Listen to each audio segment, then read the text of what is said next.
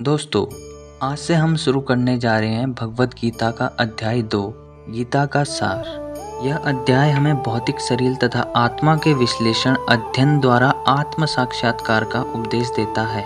इस अध्याय का पहला श्लोक है तं तथा कृपया विशिष्टम श्रुपूर्णा कलेशम विसिदंत मिंद वाक्यमुवाच मधुसूदनः।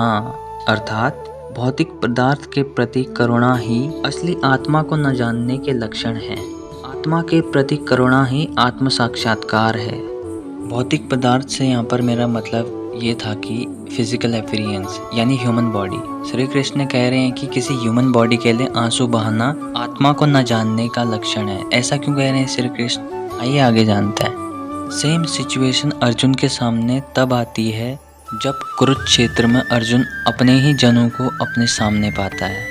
अपने जन यानी भीष्म पितामह, क्रुद्ध, द्रोणाचार्य, जिनकी वो सबसे ज़्यादा रिस्पेक्ट करता था, और द्रौपदी के साथ हुए अन्याय का प्रतिशोध लेने के लिए उसे उनसे ही युद्ध करना था। तो उस समय अर्जुन अपने कर्तव्य से भटक जाते हैं। तो उस समय अर्जुन भगवान श्री कृष्ण को पुकारते हैं, हे मधुसूदन।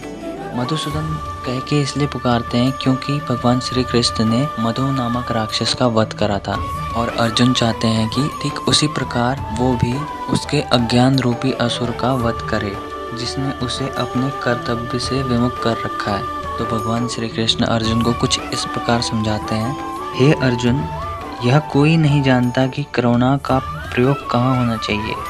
डूबते हुए मनुष्य के वस्त्र के लिए करुणा करना मूर्खता होगी।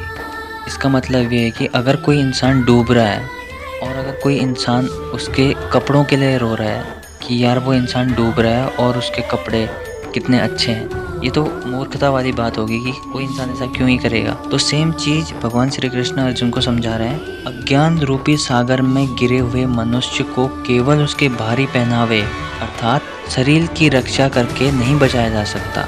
जो इस बात को नहीं जानता वो शूद्र कहलाता है यानी मूर्ख।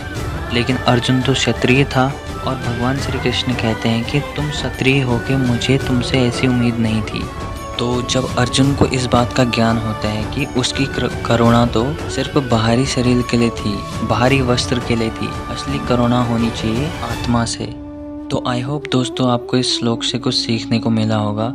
इस वीडियो में बस इतना ही। मिलते हैं अगली वीडियो में, तब तक के लिए बाय बाय, जय हिंद।